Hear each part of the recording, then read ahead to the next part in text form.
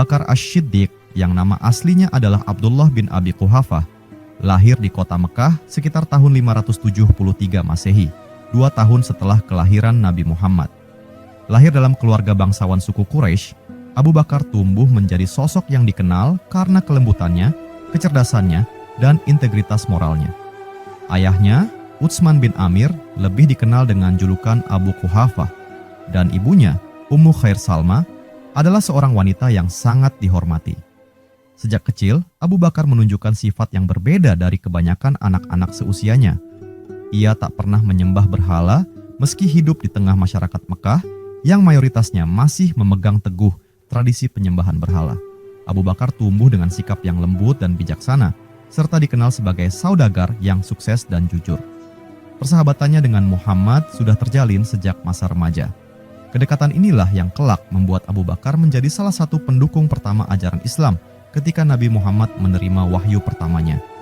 Ketika Nabi Muhammad secara diam-diam mulai menyebarkan ajaran Islam, Abu Bakar adalah orang dewasa pertama yang tanpa ragu menerima ajakan beliau dan mengucapkan syahadat. Kesetiaannya kepada Rasulullah tak pernah goyah sejak saat itu. Selama tahun-tahun awal dakwah Islam, Abu Bakar memainkan peran penting dalam penyebaran agama ini. Ia menggunakan pengaruhnya untuk melindungi kaum muslimin yang tertindas dan memperkenalkan banyak orang penting untuk memeluk Islam, termasuk Utsman bin Affan, Zubair bin Awam, dan Abdurrahman bin Auf. Abu Bakar juga dikenal sebagai sosok dermawan yang banyak mengorbankan hartanya untuk perjuangan Islam. Ia membeli dan membebaskan beberapa budak muslim yang dianiaya, salah satunya adalah Bilal bin Rabah. Ketika penganiayaan terhadap kaum muslimin di Mekah semakin parah, Abu Bakar bertekad untuk selalu berada di sisi Nabi Muhammad. Pada puncaknya, ketika Nabi Muhammad diperintahkan oleh Allah Subhanahu wa Ta'ala untuk hijrah ke Madinah, Abu Bakar dipilih sebagai sahabat dalam perjalanan yang penuh bahaya itu. Mereka berdua bersembunyi di Gua Tsur selama 3 hari untuk menghindari pengejaran kaum Quraisy yang menawarkan hadiah besar bagi siapapun yang bisa menangkap mereka. Abu Bakar yang penuh kasih sayang seringkali khawatir akan keselamatan Nabi, tetapi Nabi Muhammad selalu meyakinkannya bahwa Allah Subhanahu wa Ta'ala akan melindungi mereka. Setelah berhasil tiba di Madinah, Abu Bakar terus berada di sisi Nabi, mendukung setiap langkah dalam pembangunan komunitas muslim yang baru. Ia selalu hadir dalam peperangan-peperangan penting seperti Perang Badar, Perang Uhud, dan Perang Khandaq. Dalam peristiwa-peristiwa ini, keberanian Abu Bakar sangat terlihat. Meskipun ia lebih dikenal dengan kelembutannya, ia tidak pernah ragu untuk bertempur demi membela Islam. Ketika Nabi Muhammad wafat pada tahun 632 Masehi, umat Islam dilanda kesedihan mendalam. Di saat-saat genting itulah, Abu Bakar menunjukkan kepemimpinannya yang luar biasa. Dengan tenang, ia berkata kepada orang-orang, "Barang siapa yang menyembah Muhammad, maka ketahuilah bahwa Muhammad telah wafat. Namun barang siapa yang menyembah Allah Subhanahu wa Ta'ala, maka ketahuilah bahwa Allah Subhanahu wa Ta'ala hidup dan tidak pernah mati." Ucapan ini mengembalikan ketenangan di hati para sahabat dan umat Islam. Setelah wafatnya Nabi, Abu Bakar diangkat menjadi khalifah pertama. Masa kepemimpinannya diwarnai dengan banyak tantangan, termasuk pemberontakan suku-suku Arab yang murtad dan enggan membayar zakat. Abu Bakar menumpas pemberontakan ini melalui serangkaian peperangan yang dikenal sebagai Perang Riddah. Dengan tegas, ia mempertahankan persatuan umat Islam dan memastikan zakat tetap dipungut sebagai pilar penting dalam agama. Selain itu, Abu Bakar juga bertanggung jawab atas pengumpulan ayat-ayat Al-Quran yang sebelumnya tersebar dalam berbagai bentuk tulisan dan hafalan. Setelah banyak sahabat penghafal Al-Quran gugur dalam peperangan, Abu Bakar menyadari pentingnya mengumpulkan seluruh ayat agar tidak ada yang hilang. Abu Bakar wafat pada tahun 634 Masehi setelah memimpin umat Islam selama 2 tahun. Sebelum wafat, ia menunjuk Umar bin Khattab sebagai penggantinya dengan harapan bahwa kepemimpinan umat Islam akan tetap kuat dan stabil.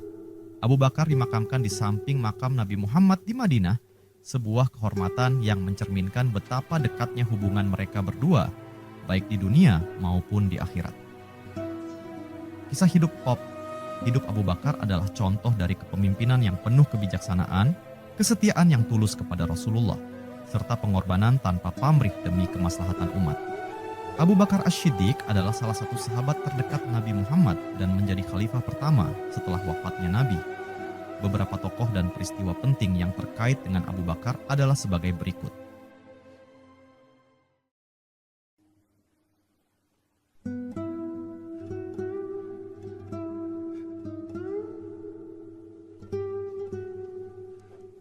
Pertama, Nabi Muhammad.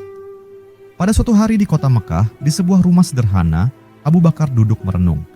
Sejak lama, ia merasakan ada yang salah dengan kepercayaan nenek moyang mereka yang menyembah berhala. Hatinya sering merasa gelisah, seolah mencari kebenaran yang lebih dalam.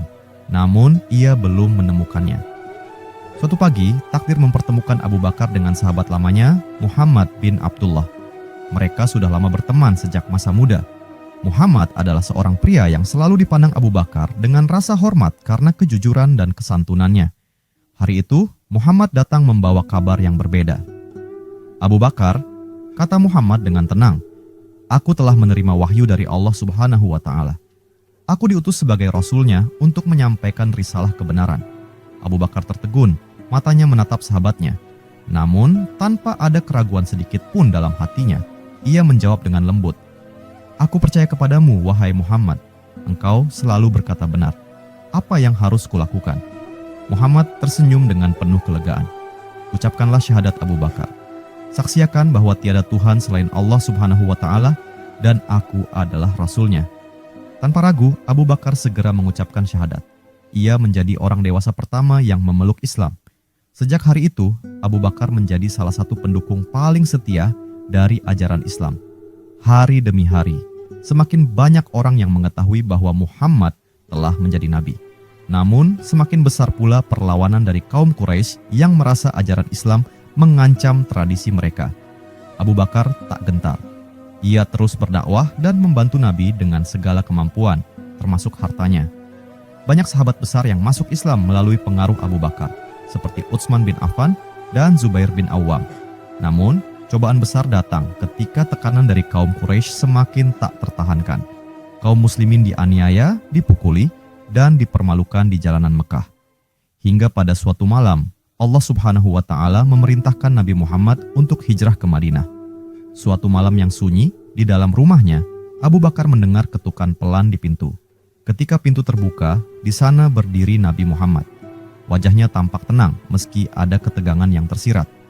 "Abu Bakar," kata Nabi dengan suara lembut, "Allah Subhanahu wa Ta'ala telah memerintahkanku untuk hijrah."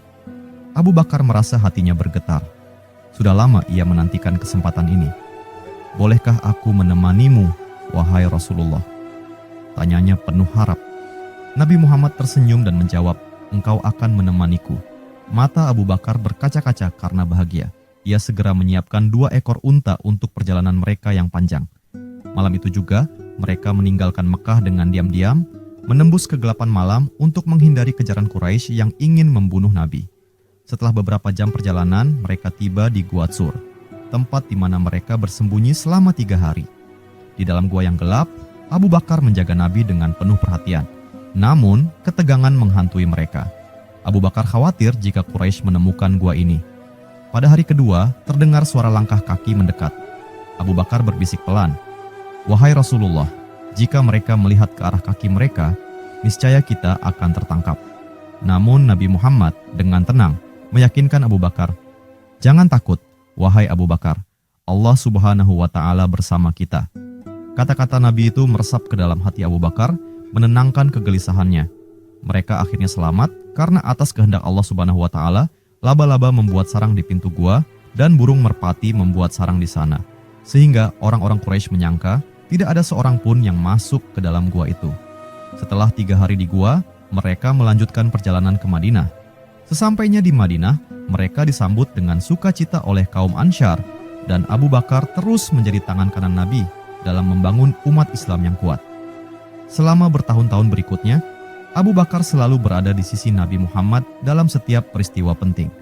Dalam pertempuran, seperti Perang Badar dan Perang Uhud, Abu Bakar bertempur dengan penuh keberanian di samping Nabi.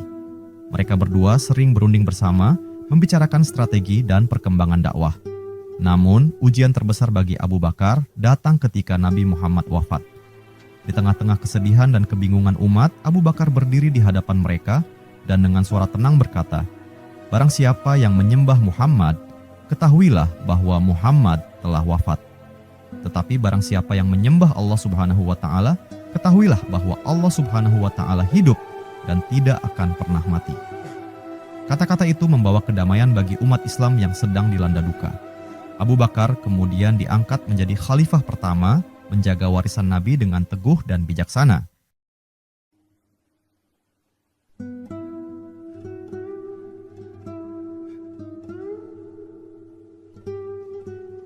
Abu Bakar menjalani sisa hidupnya dengan penuh pengabdian kepada Islam hingga wafat pada tahun 634 Masehi, meninggalkan jejak sebagai sahabat setia Nabi Muhammad dan pemimpin yang adil. Kedua, peristiwa hijrah. Pada suatu malam yang tenang di Mekah, suara angin lembut berdesir di antara pepohonan palem. Di dalam rumah sederhana, Abu Bakar Asy-Syiddiq duduk sendirian, merenung. Waktu sudah larut, namun pikiran tentang situasi kaum muslimin yang semakin terjepit di Mekah membuatnya sulit tidur. Tekanan dari kaum Quraisy terhadap pengikut Nabi Muhammad semakin tak tertahankan.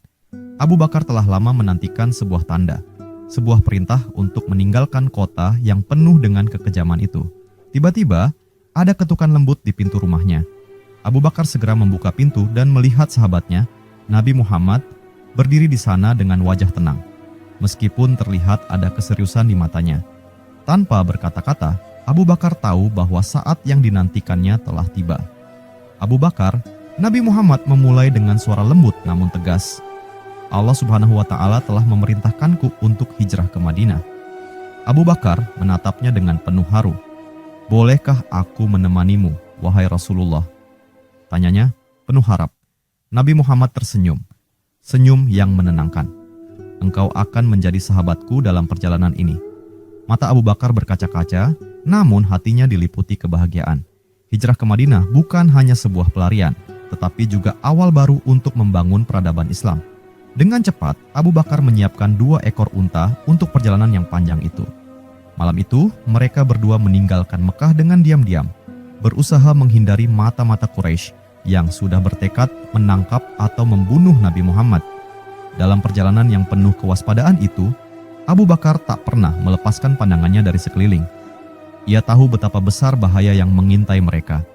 Mereka bergerak cepat menuju Gua Tsur, sebuah gua yang terletak di pegunungan tak jauh dari Mekah, tempat mereka berencana untuk bersembunyi sementara waktu. Saat mereka tiba di mulut gua, Abu Bakar dengan sigap masuk lebih dahulu. Ia memeriksa setiap sudut gua untuk memastikan bahwa tidak ada binatang buas atau bahaya lain yang mengancam. Setelah merasa yakin, ia mempersilakan Nabi Muhammad masuk. "Masuklah wahai Rasulullah," kata Abu Bakar dengan hormat. "Aku telah memastikan tempat ini aman." Nabi Muhammad masuk dan mereka duduk berdua di dalam gua yang gelap dan sepi itu. Di luar, suara angin dan binatang malam terdengar samar-samar. Selama 3 hari, mereka tinggal di sana, menunggu waktu yang tepat untuk melanjutkan perjalanan. Di dalam gua itu, Abu Bakar seringkali merasa cemas. "Wahai Rasulullah," bisik Abu Bakar suatu malam ketika terdengar suara langkah-langkah di luar gua. "Jika mereka melihat ke arah kaki mereka, niscaya mereka akan melihat kita." Nabi Muhammad menoleh padanya dengan tenang. Senyumnya penuh keyakinan dan dengan lembut ia berkata, "Jangan takut wahai Abu Bakar. Sesungguhnya Allah Subhanahu wa Ta'ala bersama kita." Kata-kata itu seperti embun penyejuk bagi hati Abu Bakar yang gelisah. Ia mengangguk, mempercayai setiap kata yang diucapkan oleh Rasulullah. Sementara itu, di luar gua, kaum Quraisy terus mencari mereka. Mereka bahkan mendekati mulut Gua Tsur.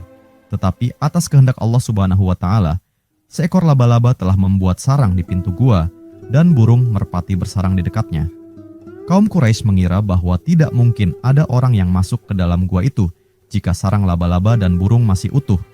Mereka pun pergi, meninggalkan gua tanpa memeriksanya lebih lanjut. Setelah 3 hari berlalu dan keadaan di Mekah mulai tenang, Nabi Muhammad dan Abu Bakar melanjutkan perjalanan mereka ke Madinah. Mereka menempuh jalan panjang di bawah terik matahari padang pasir yang membakar, namun semangat mereka tetap kuat. Di sepanjang perjalanan, Abu Bakar selalu berada di sisi Nabi, menjaga dan melindungi beliau. Di suatu hari yang panas, Abu Bakar melihat Nabi Muhammad kelelahan di tengah perjalanan. Dengan segera, ia menghamparkan sehelai kain di bawah bayang-bayang pohon untuk Nabi beristirahat. "Beristirahatlah wahai Rasulullah," Kata Abu Bakar dengan suara lembut, "Aku akan berjaga." Nabi Muhammad tersenyum penuh terima kasih dan berbaring di bawah pohon. Sementara itu, Abu Bakar berdiri tak jauh dari sana, matanya selalu waspada. Ia bertekad untuk memastikan bahwa tidak ada bahaya yang mendekat. Setelah beberapa hari perjalanan yang melelahkan, akhirnya mereka tiba di Madinah. Sambutan hangat dari kaum Ansyar membuat Abu Bakar dan Nabi Muhammad merasa terharu. Umat Islam di Madinah menyambut Nabi Muhammad dan Abu Bakar dengan penuh sukacita, karena mereka tahu bahwa kedatangan Nabi menandai awal baru bagi perkembangan Islam di kota itu.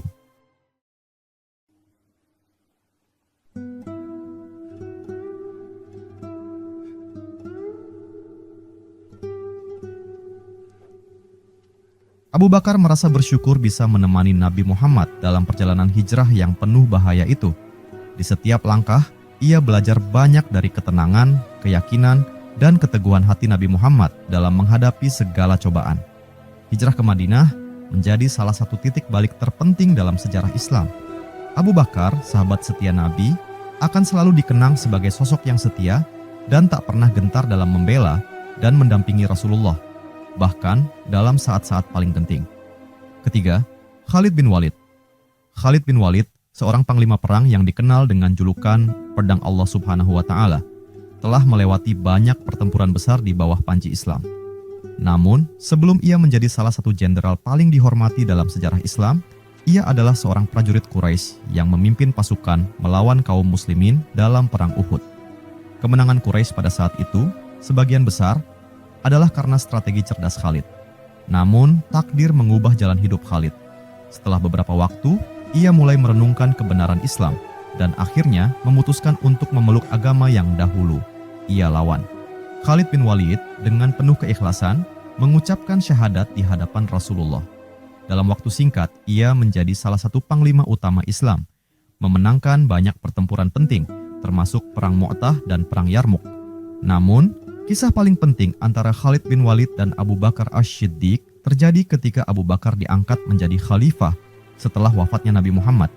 Pada masa kepemimpinan Abu Bakar, umat Islam menghadapi tantangan besar berupa pemberontakan dari beberapa suku Arab yang murtad dan enggan membayar zakat, serta munculnya nabi-nabi palsu. Khalid bin Walid dengan keahlian militernya menjadi orang yang diandalkan untuk menumpas pemberontakan ini. Suatu hari di Madinah, Khalid bin Walid dipanggil oleh Abu Bakar. Saat itu, Khalid baru kembali dari salah satu misinya.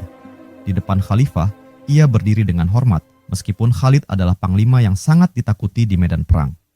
"Wahai Khalid," ujar Abu Bakar dengan suara lembut namun tegas. Islam saat ini berada dalam situasi genting. Banyak suku yang berpaling setelah wafatnya Rasulullah. Mereka menolak membayar zakat dan beberapa mengikuti nabi-nabi palsu. Khalid mengangguk mendengar penjelasan itu. Wajahnya penuh perhatian. "Apa yang engkau perintahkan, wahai khalifah?" tanyanya. Abu Bakar menatap Khalid dengan penuh keyakinan. "Aku memintamu untuk memimpin pasukan kaum muslimin dalam menumpas pemberontakan ini. Tidak ada yang lebih aku percaya selain engkau, Khalid. Kau adalah pedang Allah Subhanahu wa Ta'ala yang diberikan kepada kita." Khalid, yang biasanya dikenal dengan keberanian dan rasa percaya dirinya di medan perang, kali ini menunjukkan sikap rendah hati di depan Abu Bakar. "Aku akan melaksanakan perintahmu, wahai khalifah. Namun ingatlah, kemenangan itu hanya milik Allah Subhanahu wa Ta'ala dan kita hanya perantara." Abu Bakar tersenyum dan mengangguk. "Benar Khalid, tetapi aku percaya bahwa Allah Subhanahu wa Ta'ala akan memberimu kemenangan, sebagaimana yang telah kau buktikan berkali-kali." Salah satu pemberontakan terbesar pada masa itu dipimpin oleh Musailamah Al-Kadzab, seorang nabi palsu yang memiliki ribuan pengikut dari suku Bani Hanifah. Musailamah adalah musuh yang tangguh dan berbahaya. Abu Bakar mengirim Khalid bin Walid untuk memimpin pasukan melawan Musailamah di pertempuran yang kelak dikenal sebagai Perang Yamamah. Di medan perang, Khalid memimpin pasukannya dengan keahlian luar biasa. Serangan demi serangan dilancarkan untuk menembus pertahanan Musailamah yang sangat kuat. Pada suatu sore, Khalid berdiri di atas bukit kecil, mengawasi medan perang. Ia melihat pasukannya mulai terdesak oleh jumlah pengikut Musailamah yang jauh lebih banyak. "Wahai prajurit-prajurit Allah Subhanahu wa Ta'ala," teriak Khalid dengan suara lantang, "ingatlah, kita bertempur bukan hanya untuk kemenangan, tetapi untuk menegakkan kebenaran Allah Subhanahu wa Ta'ala. Jangan biarkan mereka yang sesat menghancurkan kita." Mendengar seruan itu, semangat para prajurit Muslim kembali menyala. Mereka bertempur dengan lebih gagah berani. Namun, Musailamah masih bertahan dengan pasukannya yang besar. Dalam salah satu momen paling heroik di perang itu, Khalid memimpin serangan langsung ke tempat di mana Musailamah berada. Pertempuran sengit terjadi di sekitar kebun besar yang disebut Hadikah al-Maut atau kebun kematian. Di sana, Khalid memimpin pasukan Muslim dalam salah satu pertempuran paling brutal. Akhirnya, Musailamah berhasil dibunuh oleh Wahsy bin Harb, orang yang sama yang sebelumnya membunuh Hamzah dalam perang Uhud. Tetapi kini, Wahsy bertobat dan berjuang demi Islam. Setelah kematian Musailamah, pasukan musuh mulai tercerai-berai. Kemenangan besar berhasil diraih oleh kaum muslimin di bawah komando Khalid.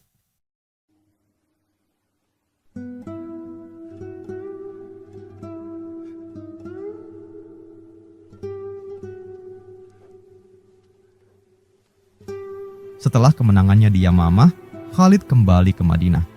Di sana Abu Bakar menunggunya. Ketika Khalid memasuki ruangan, Abu Bakar menyambutnya dengan senyum hangat. "Alhamdulillah Khalid," kata Abu Bakar. "Allah Subhanahu wa Ta'ala telah memberimu kemenangan yang besar." Khalid, meskipun telah memenangkan banyak pertempuran, tetap rendah hati di hadapan khalifah. "Kemenangan ini adalah kehendak Allah Subhanahu wa Ta'ala, wahai khalifah. Aku hanya melaksanakan perintahnya." Abu Bakar mengangguk, menatap panglima yang telah memberinya kepercayaan penuh. "Engkau benar Khalid, dan ketahuilah engkau telah mengokohkan kedudukan Islam di tanah Arab ini. Nama-namamu akan dikenang sebagai pahlawan yang menjaga agama Allah Subhanahu wa Ta'ala." Khalid tersenyum, namun dengan kesadaran bahwa tugasnya belum selesai. Ia tahu bahwa masih banyak tantangan yang akan datang, dan selama Allah Subhanahu wa Ta'ala memintanya berjuang, ia akan terus melakukannya dengan segenap hati. Keempat, Perang Riddah. Setelah wafatnya Nabi Muhammad pada tahun 632 Masehi, umat Islam dilanda kesedihan mendalam. Di Madinah, suasana penuh duka. Namun Abu Bakar Asy-Syiddiq, sahabat terdekat Rasulullah, dipilih oleh umat untuk menggantikan beliau sebagai khalifah pertama. Di tengah rasa kehilangan, ancaman besar mulai muncul. Banyak suku-suku Arab yang sebelumnya memeluk Islam mulai memberontak. Mereka menolak membayar zakat dan beberapa mengikuti nabi-nabi palsu yang muncul setelah wafatnya Rasulullah. Inilah awal dari Perang Riddah atau perang melawan kemurtadan. Abu Bakar menghadapi tantangan besar. Sebagai pemimpin baru, ia harus menjaga persatuan umat Islam yang mulai retak. Di sebuah ruangan sederhana di Madinah, Abu Bakar duduk bersama para sahabat terdekat, termasuk Umar bin Khattab, Utsman bin Affan, dan Ali bin Abi Thalib. Wajah-wajah mereka dipenuhi kekhawatiran. Di hadapan mereka ada laporan tentang suku-suku yang menolak membayar zakat dan nabi-nabi palsu yang mulai menghasut rakyat untuk memberontak. "Kaum muslimin berada dalam bahaya," kata Umar dengan nada serius. "Banyak yang murtad setelah wafatnya Rasulullah. Mereka mengira Islam telah berakhir bersama dengan wafatnya beliau." Abu Bakar menatap Umar dengan mata yang tenang namun penuh keyakinan. "Tidak, Islam tidak berakhir di sini. Rasulullah telah meninggalkan ajaran yang akan terus hidup. Mereka yang menolak zakat sama saja dengan meninggalkan agama ini." Umar sedikit terkejut. "Wahai Abu Bakar, mereka adalah suku-suku kuat. Apakah engkau berniat memerangi mereka semua?" Abu Bakar menjawab dengan tegas, suaranya bergetar penuh keyakinan. "Demi Allah Subhanahu wa Ta'ala, aku akan memerangi siapa saja yang memisahkan zakat dari salat. Zakat adalah kewajiban, dan mereka yang menolak membayarnya sama saja menentang perintah Allah Subhanahu wa Ta'ala dan Rasul-Nya. Jika mereka menolak memberiku seutas tali yang biasa mereka bayarkan kepada Rasulullah, aku akan memerangi mereka." Para sahabat terdiam mendengar ketegasan Abu Bakar. Mereka tahu bahwa situasi ini adalah ujian besar bagi kepemimpinan Abu Bakar. Namun, melihat keyakinannya yang kuat, mereka semua akhirnya sepakat. Abu Bakar tahu bahwa untuk menghadapi para pemberontak, ia membutuhkan panglima terbaik yang dimiliki umat Islam. Ia memanggil Khalid bin Walid, pedang Allah Subhanahu wa Ta'ala, yang telah memenangkan banyak pertempuran di bawah bendera Islam. Di depan Abu Bakar, Khalid berdiri dengan penuh penghormatan. "Wahai Khalifah, apa yang engkau perintahkan kepadaku?" tanya Khalid. Abu Bakar memandangnya dengan penuh kepercayaan. "Wahai Khalid, Engkau adalah pedang Allah Subhanahu wa Ta'ala yang tak pernah tumpul. Banyak suku yang murtad dan menolak membayar zakat. Engkau akan memimpin pasukan untuk menumpas mereka. Aku mempercayakan keselamatan umat Islam di tanganmu. Khalid menundukkan kepalanya. Demi Allah Subhanahu wa Ta'ala, aku akan menjalankan perintahmu. Takkan kubiarkan pemberontak menghancurkan agama yang telah kita bangun. Abu Bakar mengangguk. Pergilah Khalid. Mulailah dengan suku-suku yang paling berbahaya, terutama mereka yang dipimpin oleh nabi-nabi palsu. Khalid bin Walid memimpin pasukan muslimin dengan keberanian dan kecerdikan luar biasa. Salah satu tantangan terberatnya adalah menghadapi Tulaihah, seorang nabi palsu dari suku Bani Asad yang mempengaruhi banyak orang. Dalam pertempuran yang sengit, Khalid dan pasukannya berhasil mengalahkan Tulaihah, meskipun pemberontakan ini berlangsung dengan perlawanan yang keras. Setelah Tulaihah dikalahkan, Khalid beralih ke ancaman berikutnya, yakni Musailamah al-Kadzab, nabi palsu yang paling berbahaya dan memiliki ribuan pengikut dari suku Bani Hanifah di wilayah Yamamah. Musailamah mengklaim bahwa ia menerima wahyu seperti Nabi Muhammad dan bahkan menolak Islam secara terang-terangan. Dengan kekuatan yang besar, ia berhasil menarik banyak pengikut.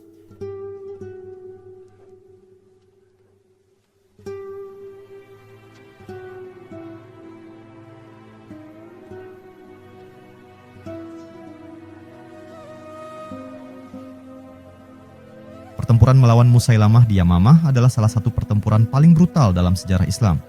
Khalid memimpin pasukan muslimin dengan gigih, namun Musailamah dan pengikutnya memberikan perlawanan yang sangat sengit. Pasukan muslim sempat terdesak di awal pertempuran. Khalid menyaksikan beberapa prajurit mulai ragu dan lelah.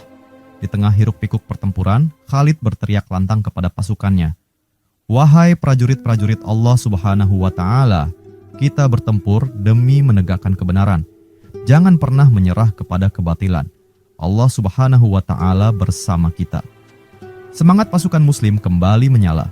Mereka menyerang dengan lebih berani meski pertempuran berlangsung dengan sangat sengit.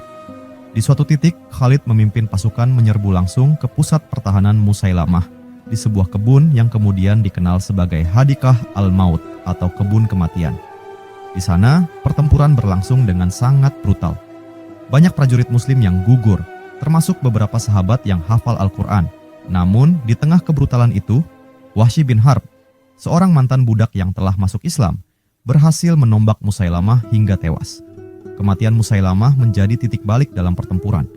Pasukan pemberontak segera tercerai-berai dan kaum muslimin meraih kemenangan besar.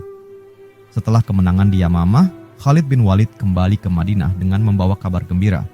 Ia disambut oleh Abu Bakar dan umat Islam dengan penuh rasa syukur. Di dalam ruangannya, Abu Bakar menyambut Khalid dengan senyum hangat. "Alhamdulillah Khalid," kata Abu Bakar. "Allah Subhanahu wa Ta'ala telah memberimu kemenangan yang besar. Musailamah telah binasa dan umat Islam kini kembali bersatu." Khalid menunduk dengan rendah hati. "Ini adalah kehendak Allah Subhanahu wa Ta'ala, wahai Khalifah. Aku hanya menjalankan tugas yang telah kau berikan." Abu Bakar mengangguk. "Engkau benar, Khalid. Namun ketahuilah, engkau adalah alat Allah Subhanahu wa Ta'ala dalam menegakkan kebenaran. Umat Islam berhutang budi padamu." Perang Riddah akhirnya berakhir dengan kemenangan total bagi kaum muslimin. Abu Bakar berhasil menjaga persatuan umat Islam dengan keteguhan hatinya yang luar biasa. Kepemimpinannya yang tegas, bersama dengan keberanian para sahabat dan panglima seperti Khalid bin Walid, menyelamatkan agama Islam dari ancaman perpecahan. Perang Riddah bukan hanya tentang pemberontakan suku-suku Arab yang murtad, tetapi juga tentang kekuatan iman dan keteguhan dalam menegakkan kebenaran. Abu Bakar sebagai khalifah pertama telah membuktikan bahwa Islam adalah agama yang kuat, bahkan setelah wafatnya Rasulullah. Di bawah kepemimpinannya, Islam kembali bersatu, dan ini menjadi fondasi kuat bagi ekspansi Islam di kemudian hari. Kelima, pengumpulan Al-Quran. Setelah wafatnya Nabi Muhammad, umat Islam menghadapi masa yang penuh tantangan di bawah kepemimpinan Abu Bakar Ash-Shiddiq. Perang Riddah baru saja selesai, dan banyak sahabat serta penghafal Al-Quran gugur dalam pertempuran itu, terutama di pertempuran Yamamah melawan Nabi palsu, Musailamah al-Kadzab. Jumlah para penghafal, hufaz, Al-Quran yang meninggal menimbulkan kekhawatiran besar di kalangan para sahabat. Al-Quran pada masa itu belum terkodifikasi dalam satu kitab, tetapi tersebar di berbagai tempat. Sebagian besar dihafalkan dan sebagian lagi ditulis di berbagai media, seperti tulang, kulit, dan pelepah kurma. Suatu hari, seorang sahabat bernama Umar bin Khattab datang menghadap Khalifah Abu Bakar di Madinah. Wajahnya tampak penuh kekhawatiran. "Wahai Abu Bakar," kata Umar dengan nada serius, "banyak para penghafal Al-Quran yang gugur dalam pertempuran Yamamah. Aku khawatir jika keadaan ini terus berlanjut, kita akan kehilangan sebagian besar Al-Quran yang telah diajarkan oleh Rasulullah." Abu Bakar terdiam sejenak, merenungkan ucapan Umar. Beliau sangat memahami kekhawatiran itu, namun hatinya merasa ragu karena selama ini Al-Quran disampaikan secara lisan dan dihafal oleh para sahabat. Bagaimana mungkin kita melakukan sesuatu yang tidak pernah dilakukan oleh Rasulullah? Abu Bakar bertanya dengan lembut, penuh keraguan. Umar menatap Abu Bakar, matanya memancarkan keteguhan. "Wahai Khalifah, ini adalah urusan besar. Jika para hufaz terus gugur, khawatirku adalah kita akan kehilangan bagian-bagian dari Al-Quran. Demi Allah Subhanahu wa Ta'ala, ini adalah kebaikan yang harus kita lakukan untuk menjaga kitab Allah Subhanahu wa Ta'ala." Abu Bakar merenung lebih dalam. Perkataannya selalu mengikuti apa yang dilakukan oleh Rasulullah, dan ia tahu bahwa hal ini adalah keputusan besar yang belum pernah ditempuh sebelumnya. Namun, setelah beberapa saat, ia menyadari betapa pentingnya mengamankan wahyu Allah Subhanahu wa Ta'ala ini agar tidak hilang. Akhirnya, ia mengangguk.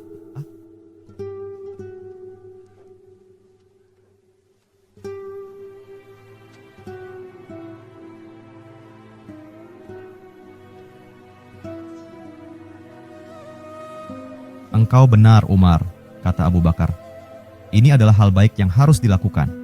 Demi menjaga Al-Quran, kita harus mengumpulkannya sebelum lebih banyak lagi yang hilang."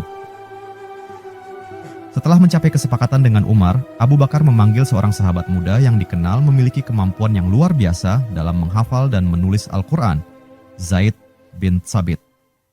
Zaid adalah salah satu penulis wahyu pada masa Nabi Muhammad, dan beliau sangat dipercaya untuk menjalankan tugas penting ini. Suatu hari, Zaid dipanggil ke rumah Abu Bakar. Ketika ia tiba, ia melihat Abu Bakar dan Umar sudah menunggunya. "Wahai Zaid," Abu Bakar memulai. Suaranya tenang, namun penuh makna. "Banyak penghafal Al-Quran yang telah gugur dalam perang. Aku dan Umar merasa bahwa kita perlu mengumpulkan seluruh Al-Quran agar tidak ada satupun bagian yang hilang."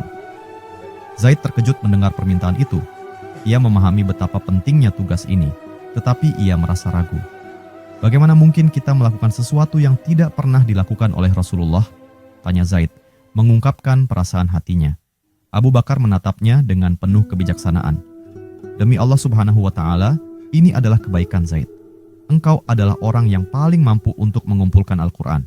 Engkau menulis wahyu untuk Rasulullah, dan engkau hafal sebagian besar dari Al-Quran. Tidak ada orang lain yang lebih tepat untuk tugas ini selain engkau." Umar yang berdiri di samping Abu Bakar ikut menambahkan, "Wahai Zaid, ini bukan hal yang mudah.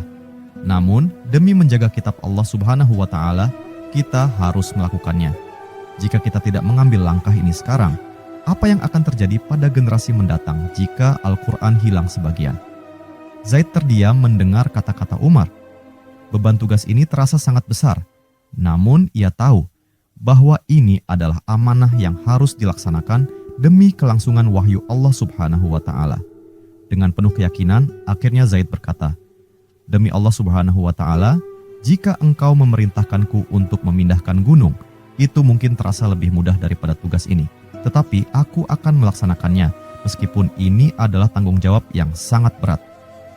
Zaid bin Thabit segera memulai tugas besarnya. Ia dan tim yang dibentuknya mulai mencari dan mengumpulkan semua ayat Al-Quran yang tersebar di seluruh jazirah Arab. Zaid sangat teliti dalam proses ini. Ia tidak hanya mengandalkan hafalan para sahabat, tetapi juga memastikan setiap bagian yang dikumpulkan telah dicatat dengan baik pada masa Nabi Muhammad. Setiap ayat yang ditemukan harus disaksikan oleh dua orang yang mendengar langsung dari Rasulullah atau mencatatnya atas izin beliau. Dalam proses ini, Zaid seringkali merasa betapa beratnya tanggung jawab ini. Suatu hari, ketika Zaid sedang duduk di bawah bayangan pohon kurma, mengumpulkan potongan-potongan ayat dari para sahabat, seorang sahabat tua mendekat. "Wahai Zaid," sahabat itu berkata, menyerahkan sepotong kulit yang tertulis ayat-ayat Al-Quran. Ini adalah salah satu bagian yang aku catat ketika Nabi Muhammad mendiktekan ayat ini padaku. Aku telah menjaganya selama bertahun-tahun. Zaid menerima tulisan itu dengan hati-hati dan berkata, "Semoga Allah Subhanahu wa Ta'ala memberkahi engkau karena telah menjaga firman-Nya. Setiap potongan Al-Quran adalah bagian dari amanah besar yang kita pikul." Zaid mencatat setiap ayat dengan penuh ketelitian, menyusun lembaran demi lembaran, hingga akhirnya semua ayat berhasil dikumpulkan dalam satu mushaf. Proses ini memakan waktu yang panjang, karena Zaid memastikan bahwa tidak ada satupun ayat yang tertinggal atau tertukar. Setelah beberapa waktu, Zaid bin Tsabit berhasil menyelesaikan tugas besar ini. Al-Quran kini terkumpul dalam satu mushaf yang lengkap. Mushaf tersebut diserahkan kepada Abu Bakar, yang menyambutnya dengan penuh rasa syukur dan kebahagiaan. "Wahai Zaid, engkau telah melaksanakan tugas ini dengan sangat baik," kata Abu Bakar, memuji kerja keras Zaid. "Demi Allah Subhanahu wa Ta'ala, kita kini telah mengamankan wahyunya untuk generasi mendatang." Umar yang berada di sampingnya juga tersenyum. "Alhamdulillah, kita telah menyelamatkan Al-Quran. Ini akan menjadi warisan bagi umat Islam hingga akhir zaman." Mushaf yang dikumpulkan oleh Zaid tersebut disimpan dengan sangat hati-hati. Setelah Abu Bakar wafat, mushaf itu diserahkan kepada Umar bin Khattab dan kemudian diteruskan kepada Hafsyah binti Umar, putri Umar, yang juga istri Nabi Muhammad. Pengumpulan Al-Quran pada masa Abu Bakar merupakan salah satu langkah paling penting dalam sejarah Islam.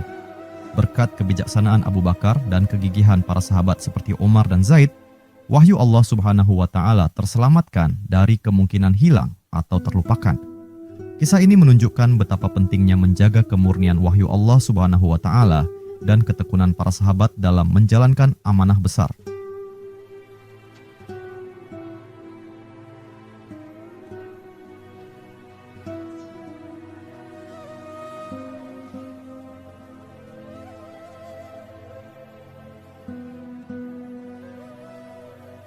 Mushaf Al-Quran yang dikumpulkan pada masa Abu Bakar menjadi dasar bagi penyebaran Al-Quran di seluruh dunia, dan hingga kini Al-Quran tetap menjadi pedoman hidup umat Islam yang terjaga keasliannya. Keenam, Umar bin Khattab. Abu Bakar memilih Umar bin Khattab sebagai penerusnya sebelum wafat, memastikan kelangsungan kepemimpinan Islam yang stabil. Di kota Madinah, setelah wafatnya Rasulullah, umat Islam mengalami masa yang penuh tantangan. Salah satu kisah yang penting dari masa ini adalah hubungan antara dua sahabat besar Nabi, Abu Bakar Ash-Shiddiq dan Umar bin Khattab. Kedua sahabat ini memiliki karakter yang berbeda, tetapi bersama-sama mereka menjaga persatuan umat Islam dan membangun fondasi kuat bagi masa depan agama ini.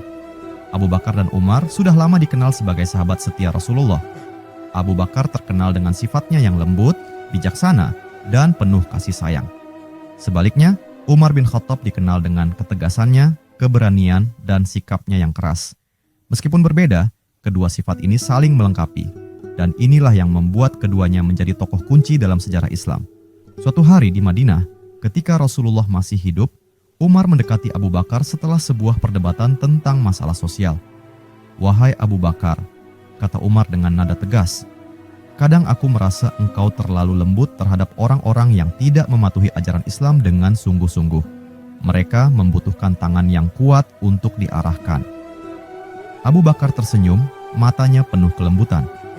"Wahai Umar," jawabnya dengan tenang, "setiap orang punya jalan berbeda untuk kembali kepada Allah Subhanahu wa Ta'ala. Beberapa perlu diajak dengan kelembutan, yang lain mungkin memerlukan ketegasan. Tapi ingatlah, selalu ada waktu untuk menunjukkan belas kasih." Mendengar itu, Umar terdiam sejenak, merenungkan kata-kata sahabatnya. Meskipun mereka berbeda pandangan, Umar selalu menghormati kebijaksanaan Abu Bakar. Sifat saling melengkapi ini menjadi dasar kekuatan mereka sebagai pemimpin Islam kelak. Ketika Rasulullah wafat, kesedihan yang mendalam melanda umat Islam. Banyak sahabat yang merasa bingung, dan beberapa bahkan tidak bisa menerima kenyataan bahwa Nabi telah tiada. Di antara mereka adalah Umar bin Khattab. Dalam duka yang mendalam, Umar berdiri di depan orang banyak dan berteriak, "Barang siapa yang mengatakan bahwa Muhammad telah wafat, akan aku penggal lehernya." Rasulullah tidak mati. Beliau hanya pergi menemui Tuhannya sebagaimana Musa pernah pergi dan akan kembali kepada kita. Namun, di saat yang genting itu, Abu Bakar yang selalu tenang datang dan berdiri di hadapan umat. Ia menatap Umar dengan penuh ketenangan, lalu memeluknya dengan lembut sebelum maju ke depan. "Wahai Umar," bisik Abu Bakar, "tenanglah, dengarkan aku." Abu Bakar kemudian menghadap kepada orang banyak dan dengan suara lembut namun tegas, ia berkata, "Barang siapa yang menyembah Muhammad, ketahuilah bahwa Muhammad telah wafat. Tetapi barang siapa yang menyembah Allah Subhanahu wa Ta'ala, ketahuilah bahwa Allah Subhanahu wa Ta'ala hidup dan tidak pernah mati." Kata-kata Abu Bakar itu menggema di hati semua orang yang mendengarnya. Umat Islam yang semula diliputi kebingungan dan kesedihan akhirnya tenang. Umar pun menundukkan kepalanya, menyadari kebenaran kata-kata sahabatnya itu. Keberanian dan kebijaksanaan Abu Bakar di saat-saat genting itu menyelamatkan umat Islam dari perpecahan yang mungkin terjadi. Setelah peristiwa itu, Abu Bakar dipilih menjadi khalifah pertama umat Islam.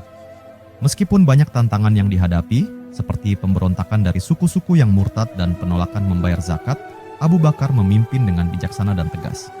Di sisi lain, Umar bin Khattab tetap menjadi tangan kanan Abu Bakar, selalu mendukungnya dalam keputusan-keputusan penting. Suatu hari, dalam sebuah musyawarah di rumah Abu Bakar, Umar berbicara tentang suku-suku yang menolak membayar zakat setelah wafatnya Rasulullah. "Wahai Abu Bakar," kata Umar dengan nada tegas, "mereka yang tidak mau membayar zakat harus diberi peringatan keras. Bagaimana bisa mereka memisahkan zakat dari salat? Kita harus bertindak tegas terhadap mereka." Abu Bakar menatap Umar, lalu mengangguk. "Engkau benar, wahai Umar. Demi Allah Subhanahu wa Ta'ala, aku akan memerangi siapa saja yang memisahkan zakat dari salat. Jika mereka menolak membayar kepadaku seutas tali yang biasa mereka bayarkan kepada Rasulullah, aku akan memerangi mereka." Umar tersenyum mendengar ketegasan Abu Bakar. Ia tahu bahwa di balik kelembutan sahabatnya ada keteguhan hati yang tak tergoyahkan. Kedua pemimpin ini akhirnya sepakat bahwa Islam harus dijaga dengan tegas dan suku-suku yang murtad harus dihadapi demi menjaga keutuhan agama.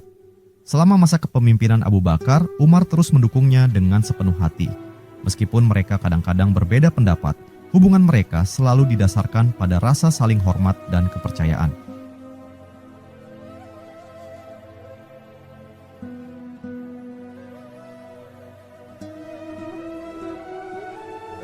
Ketika Abu Bakar merasa ragu atau membutuhkan pertimbangan, Umar selalu ada untuk memberikan nasihat yang tegas dan jujur. Di suatu hari yang tenang, saat matahari mulai terbenam di langit Madinah, Abu Bakar yang kini mulai menua duduk bersama Umar. Wajahnya tampak letih, tetapi matanya masih memancarkan kebijaksanaan yang dalam. "Wahai Umar," Abu Bakar memulai. Suaranya terdengar pelan namun serius. "Hari-hariku sudah tidak lama lagi. Aku ingin engkau melanjutkan kepemimpinan ini setelahku. Aku yakin engkau adalah orang yang tepat untuk menjaga umat ini." Umar terkejut mendengar permintaan itu. Ia segera menjawab dengan suara penuh kerendahan hati, "Wahai Abu Bakar, aku tidak layak menggantikanmu. Engkaulah yang telah memimpin dengan bijaksana. Bagaimana mungkin aku bisa menggantikan kedudukanmu?" Abu Bakar tersenyum lemah, lalu menepuk pundak Umar. "Tidak, Umar. Engkau memiliki kekuatan dan ketegasan yang dibutuhkan umat ini. Aku memohon kepadamu demi Allah Subhanahu wa Ta'ala dan demi umat Islam, lanjutkanlah kepemimpinan ini." Umar terdiam sejenak. Ia tahu bahwa Abu Bakar selalu berbicara dengan penuh kebijaksanaan. Akhirnya, ia mengangguk perlahan, menerima amanah yang begitu besar itu. Tak lama setelah percakapan itu, Abu Bakar jatuh sakit. Pada tahun 634 Masehi, setelah memimpin umat Islam selama 2 tahun, ia menghembuskan napas terakhirnya. Umat Islam kembali diliputi kesedihan yang mendalam. Namun, berkat keputusan Abu Bakar yang menunjuk Umar sebagai penggantinya, kepemimpinan umat Islam tetap kuat. Umar, yang telah menerima amanah itu, kini berdiri di depan umat sebagai khalifah kedua. Di depan makam Abu Bakar, Umar berdiri dengan penuh haru, mengenang sahabatnya yang telah menjadi pemimpin yang begitu lembut dan bijaksana. "Wahai Abu Bakar," bisik Umar dengan suara pelan, "engkau telah mengajarkan aku banyak hal. Aku akan melanjutkan apa yang telah engkau mulai. Semoga Allah Subhanahu wa Ta'ala memberimu tempat terbaik di sisinya."